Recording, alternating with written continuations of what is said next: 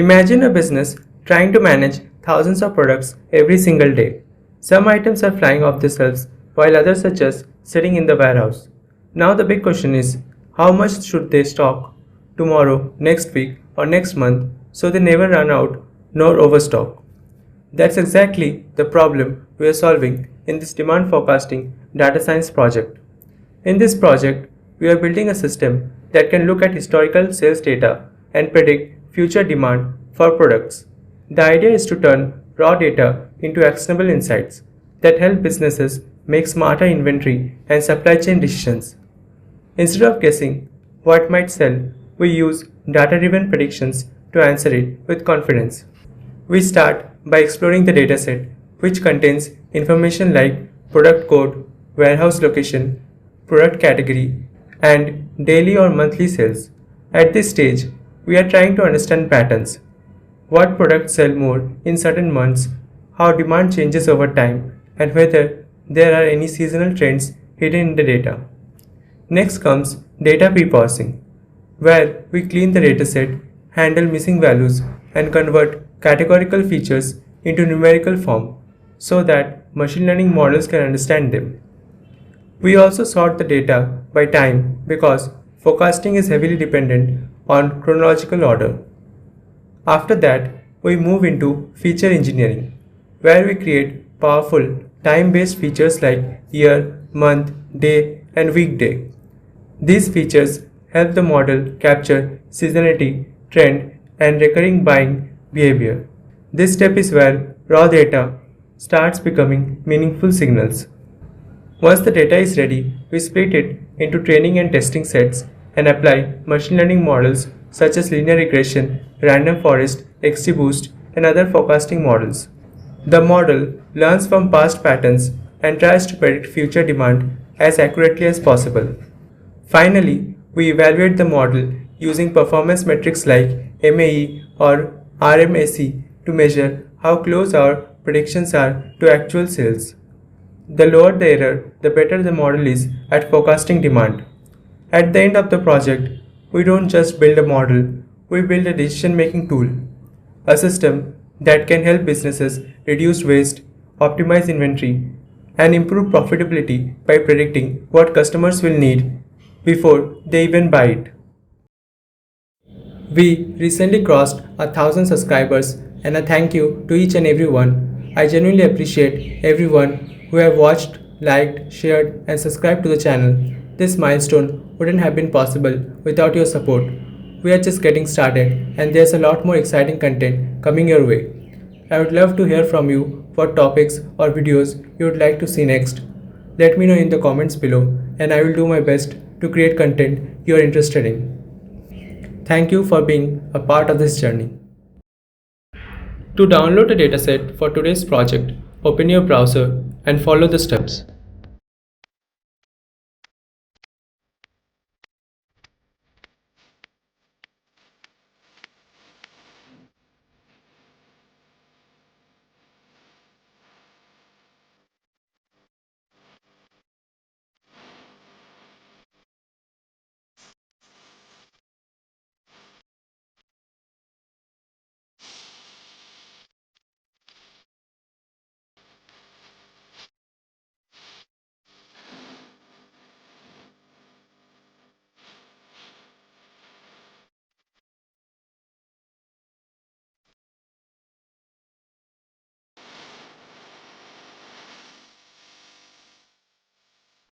The first step of the demand forecasting project is all about preparing our workspace before we start building the prediction system. We began by importing the important Python libraries that will help us handle data, create graphs, train machine learning models, and measure how well those models perform. So let's start this project by importing the important Python libraries such as pandas and numpy, which are the backbone of the data science projects. Pandas help us read and organize large-scale datasets into tables, while numpy helps with fast mathematical calculations and numerical operations. Then we import matplotlib and seaborn, which are visualization libraries used to create graphs and charts. These graphs help us understand patterns such as seasonal demand, sales trend, and customer buying behavior. Next, we import tools from skitlearn, one of the most popular machine learning libraries. Trend test split is used to divide the dataset into training data and testing data so the model can learn from one part and be evaluated on another. Level encoder converts text categories like product names or store IDs into numbers that machine learning models can understand. After that, multiple machine learning models are imported, such as linear regression, decision tree, random forest, and XGBoost regressor. Each model learns sales patterns differently, and later we compare them to find which predicts demand more accurately. Finally, we evaluate metrics like MAE, MSE, and R square score are imported to measure prediction accuracy. Warning messages are hidden for cleaner outputs, and visualization settings are customized to make charts more attractive and easier to read. Step 2, loading the data. In this step, we load the dataset that will be used to train our demand forecasting model. You can think of this dataset as the history book of product sales. It contains past order information, and by studying these patterns, the machine learning models will later learn how to predict future demand. The line pd.readcsv data.csv uses the pandas library to read the CSV file and store it inside a data frame called df. A data frame is like an Excel sheet inside Python where rows represent records and columns represent information about each order. After loading the data, df.shape is used to check the size of the dataset. The output tells us that the dataset contains over 1 million rows and 5 columns. This is a very large dataset, which is great for machine learning because more historical data usually helps models learn patterns more accurately. Then df.head is used to display the first 5 rows of the dataset. This helps us quickly inspect what the data looks like. The columns include product code, warehouse, product category, date, and order demand. These features describe what product was ordered, from which warehouse, its category when the order happened, and the actual demand quantity. From the sample output, we can already notice repeated product orders across different dates. This indicates that the dataset contains time-based sales behavior. This is extremely important for forecasting future demand trends. This step basically confirms that our data has been loaded correctly and is ready for preprocessing and analysis. Step 3. This step is called the initial inspection, and it is one of the most important parts of any data science project. Before building machine learning models, we must first understand the quality, the structure, and the condition of the dataset. You can think of this step like a doctor performing a health checkup before starting treatment. If the data has problems such as missing values, duplicates, or incorrect formats, the model may give poor prediction later. The code first prints section headings using equal to multiplied by 50. This makes the notebook output clear and easier to read. After that, df.info is used to get a quicker overview of the dataset. From the output, we can see that the dataset contains around 1 million rows and 5 columns. This means that this is a very large dataset with a huge amount of historical order information. We can see the data type of every column. All columns are currently stored as object, meaning Python is treating them as text values. Even the date and order demand columns are not yet in proper formats. Later we will need to convert dates into date-time format and demand values into numerical format so machine learning models can understand them correctly. The memory usage is around 40 MB, which gives us an idea of how much system memory the dataset occupies. This becomes important when working with large datasets in real-world industry projects. Next, df.describe include all .t provides a statistical summary of the dataset. Since most columns are categorical, the output shows information such as total count, number of unique values, most common value, and frequency. For example, product code has around 2160 unique products, while warehouse has only 4 warehouses. We can also see that warehouse J appears most frequent, meaning most orders are handled from that warehouse. Similarly, category 19 is the most common product category. These observations helps us understand business patterns and customer demand distribution.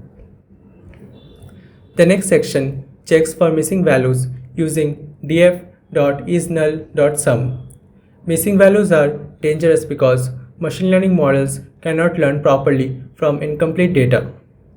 The output shows that the data column contains 11,239 missing values, while all other columns are complete. This means some order records do not have dates attached to them. Later, we must either remove or handle these missing records carefully. Finally, the project checks for duplicate rows using df.duplicate.sum. The output reveals that around 1,22,423 duplicate rows are there, which is a very large number. Duplicate rows can create bias because the model may think some sales patterns occurred more times than they actually did. Removing duplicates helps make prediction more accurate and reliable. Overall, this step helps us deeply understand the dataset before cleaning and preprocessing it for demand forecasting. Step 4. This step is called data cleaning and it is one of the most critical stages in the entire demand forecasting project. In real-world datasets, data is rarely perfect. There are missing values, incorrect formats, duplicate records, and messy text entries. If we directly train a machine learning model or dirty data, the predictions can become inaccurate or completely misleading. So before teaching the model, we first clean the data to make it structured, reliable, and machine readable. The first task is cleaning the data column. The code uses pd.to date and time to convert date values from plain text into an actual date-time format that Python understands. The parameter errors equals to course safely handles invalid data by converting them into missing values instead of crashing the program. Day first equals to true. This ensures dates are interpreted correctly in day, month, year format. This conversion is extremely important because forecasting models depend heavily on time-based patterns such as monthly trends, seasonal demand, and yearly growth. Next, the order demand column is cleaned. Initially, this column is stored as text instead of numbers, and some values may contain unwanted symbols like parentheses or commas. The code first converts every value into string format using .astype_str, so text operations can be applied safely. Then it removes brackets and commas from the values. After that, str.strip removes extra spaces around the text. This process ensures that demand values are clean and standardized. Once the text is cleaned, pd.toNumeric converts the demand column into actual numerical values. So, it is used to safely convert invalid entries into missing values instead of causing errors. Machine learning algorithms require numerical input, so this conversion is essential before model training. After cleaning the columns, the project removes invalid rows using drop.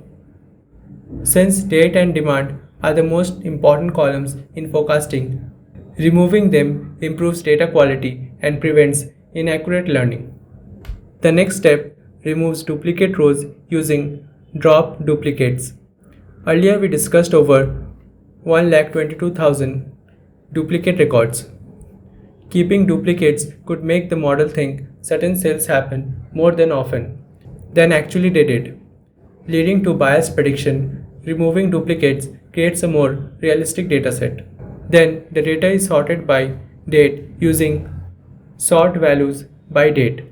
This step is extremely important in forecasting projects because machine learning models need sales records arranged in chronological order to learn demand patterns over time.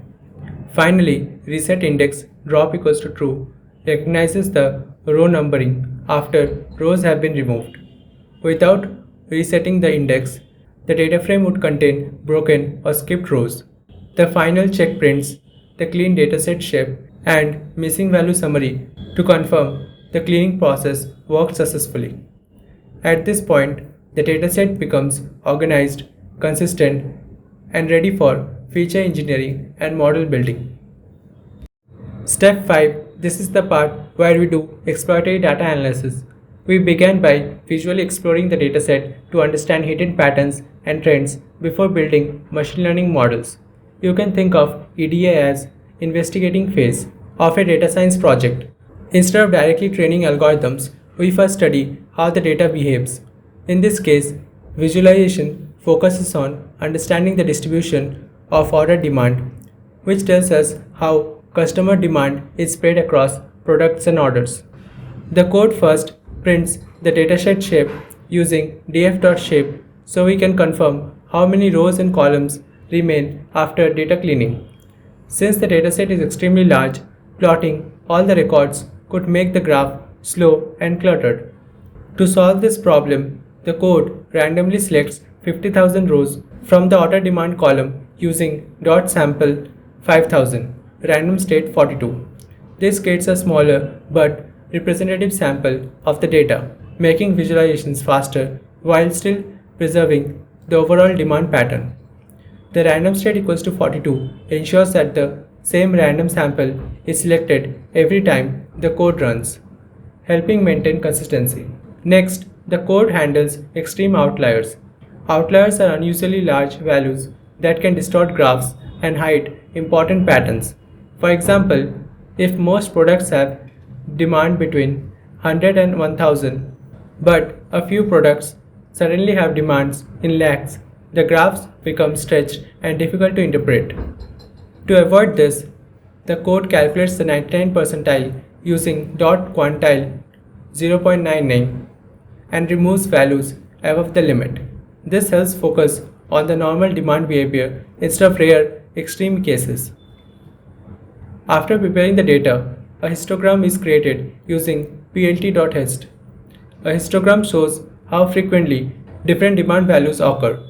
The graph is divided into 50 bins, where each bar represents a range of order demand values and its frequency.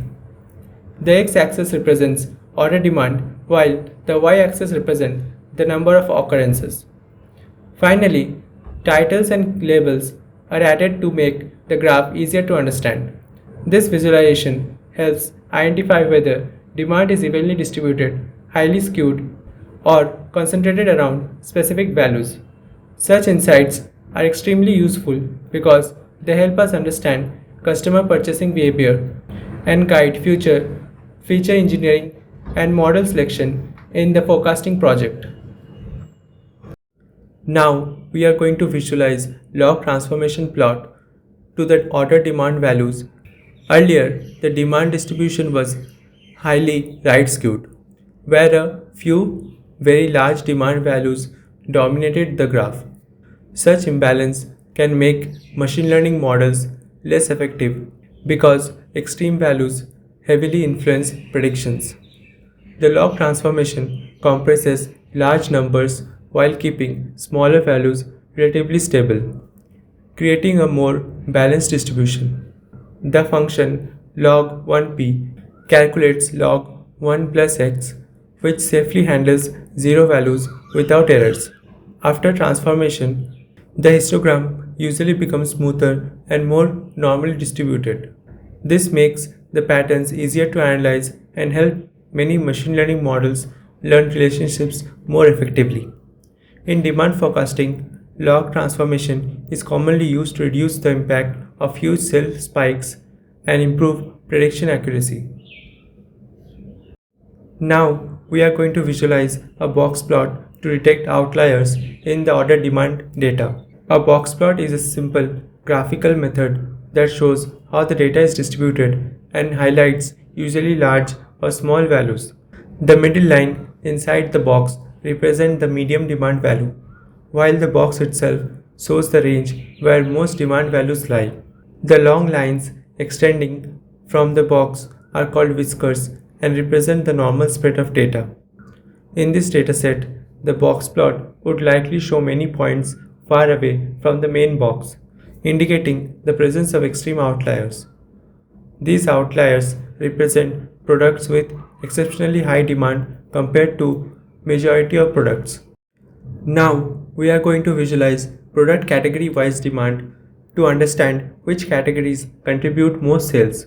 The code first groups datasets by product category using group by and then calculates the total order demand for each category using dot sum. After that, the categories are sorted in descending order so that the highest demand categories appear first. The bar chart visualizes the top 10 product categories with the greatest total demand. Each bar represents a product category, while the height of the bar shows its overall demand quantity. This helps identify which categories are most popular and contribute the most to business sales. Such analysis is extremely useful in demand forecasting because businesses can focus inventory, warehouse, storage, and supply chain planning on high demand categories. It also helps companies understand customer purchasing behavior and prioritize profitable product groups. Categories with consistently high demand may require faster restocking and better inventory management to avoid stock shortages. Now we are going to visualize a pie chart of warehouse here so to understand how much each warehouse contributes to the total product demand using a pie chart. The code first groups the dataset by warehouse and calculates the total order demand for each warehouse. Then the values are sorted in descending order so that the warehouse with the highest demand appears first. The pie chart represents each warehouse as a slice of the circle, where the size of the slice indicates its share of the overall demand. It displays the percentage contribution of each warehouse directly on the chart, making it easier to compare with their performance. Different colors are used to clearly distinguish between warehouses. This visualization helps businesses understand which warehouses handle the largest portion of orders. Warehouses with higher demand may require more inventory, staff, and logistics support, which smaller warehouses may need fewer resources. Such insights are valuable for supply chain optimization and efficient inventory management in demand forecasting projects. This step analyzes the monthly demand trend to understand how product demand changes over time. Since demand forecasting is time based, studying trends across month is extremely important for identifying seasonal patterns, growth trends, and fluctuation in customer purchasing behavior. The code first ensures that the data column is in proper datetime format using pd.toDateTime. Then we resample groups all records month-wise and .sum calculates the total order demand for each month. This creates a time series dataset where every point represents the total demand for a specific month. The line graph visualizes these monthly demand values over time. The x-axis represents months while y-axis shows the total demand. Markers highlight each monthly data point, making trends easier to observe. The fill between function adds a shaded area below the curve, improving visual clarity, helping viewers notice rises and falls in demand more clearly. This step visualizes the total demand for each year to understand long-term business growth and sales performance over time. The code first converts the date column into datetime format and then extracts only the year. This creates a new year column, making it easier to analyze yearly trends. Next, the dataset is grouped by year using group by year, and the total order demand for each year is calculated using .sum. The bar chart then displays these yearly demand values. where each bar represents 1 year and its total product demand. Different colors are applied to each bar to improve readability and visual appeal. This step identifies the top 10 products with the highest total demand in the dataset. The code first groups all records by product code and calculates the total order demand for each product using .sum.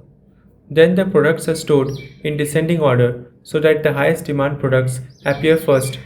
Finally, .head 10 selects only the top 10 products. The bar chart visually compares these products based on the demand quantities. Each bar represents a product, while the height of the bar shows its total demand. Random colors are assigned to make the graph more visually attractive and help distinguish between products easily. This visualization is very useful for businesses because it highlights the most popular and best selling products. Products with consistently high demand may require large inventory storage, faster restocking, and stronger supply chain management. Understanding top performing products also help businesses focus marketing efforts and improve forecasting accuracy for critical times. Now, we are going to visualize a correlation matrix to understand the relationship between important numerical features in the dataset. The code first converts the date column into datetime format and extracts the year and the month values as separate columns. These features are useful because demand forecasting often depends on time-related patterns. Next, only the numerical columns, order demand, year, and month are selected in a new data frame called numeric df.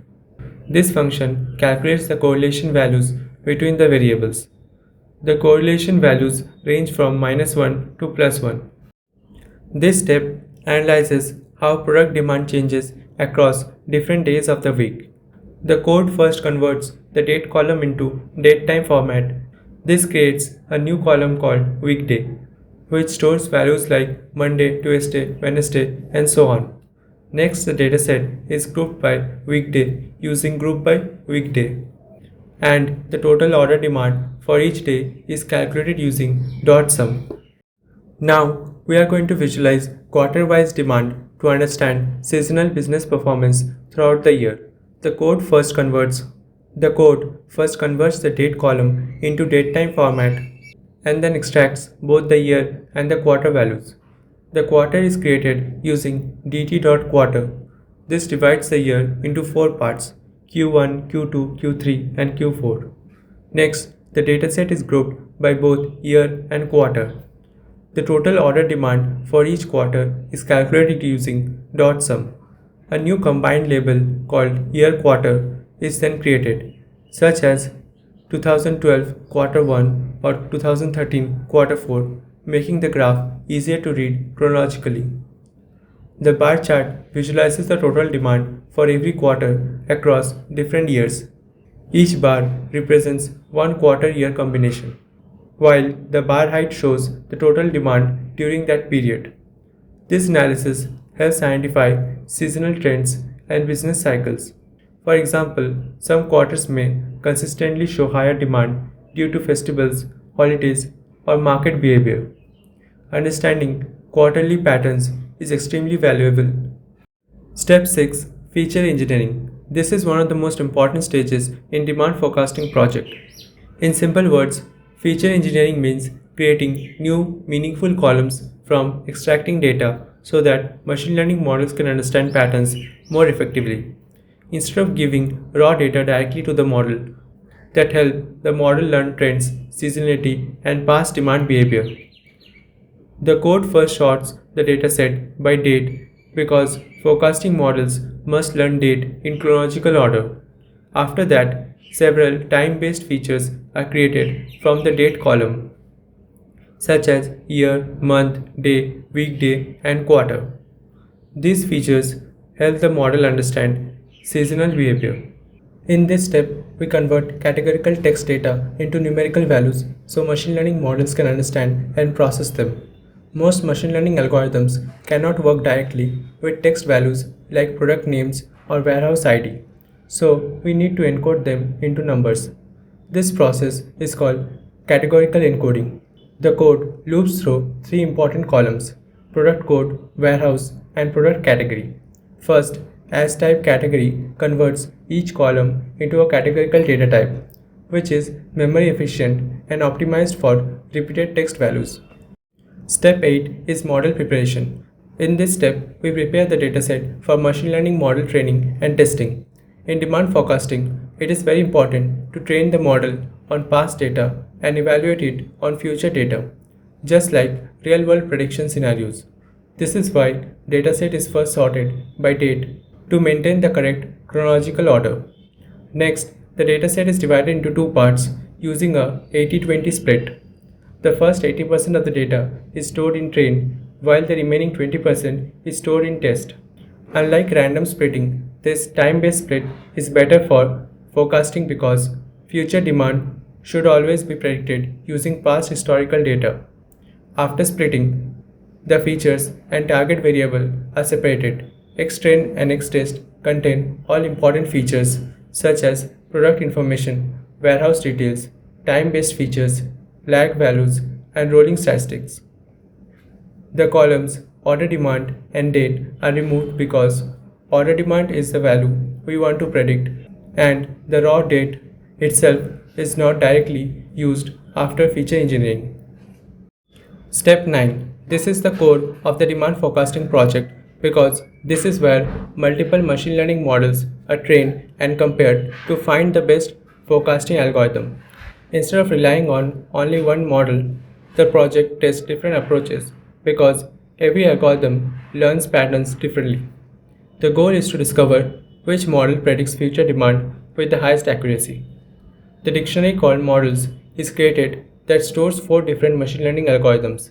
The first is linear regression, a simple model that tries to find linear relationships between features and demand. It works well for basic trends but may struggle with complex patterns. Next is the decision tree regressor, which learns by splitting the data into smaller decision-based branches. Then comes random forest regressor. This is an advanced assembler model made up of many decision trees. Finally, the project uses XGBoost, one of the most powerful algorithms for forecasting and predictive analytics. Step 10. Best model selection. In this step, we visually compare the performance of all machine learning models using a bar chart. This graph focuses on RMSE, root mean square error, metric because RMSE is one of the most important evaluation measures in forecasting problems. It tells us how far the predicted demand values are from the actual demand values on average, while giving extra penalty to large prediction errors. Now comes the last part, also the most important part, is saving the model. The final step saves the best performing machine learning model so it can be reused later without retraining.